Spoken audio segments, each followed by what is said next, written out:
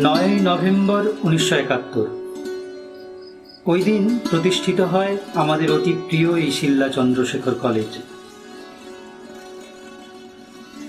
ঝাড়গ্রাম থেকে উত্তর দিকে প্রায় 30 কিলোমিটার দূরে শাল, শিমুল, মহুয়ার জঙ্গল ঘেরা কাঁকুরে মাটির দেশ এই শিলদা। 1971 সালে কলকাতা বিশ্ববিদ্যালয়ের অধীনে বাংলা, ইংরেজি, ইতিহাস, রাষ্ট্রবিজ্ঞান, দর্শন এই 5টি বিষয় নিয়ে এই কলেজের যাত্রা শুরু হয়।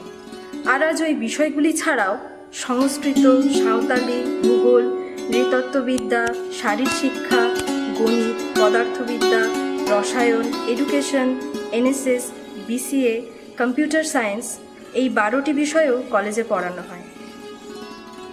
বর্তমানে কলেজটি বিদ্যাসাগর বিশ্ববিদ্যালয়ের অধীনে। প্রধানত আদিবাসী প্রধান এই এলাকা। এখানে ভগবান শিব বাবা ভৈরব রূপে পূজিত হন।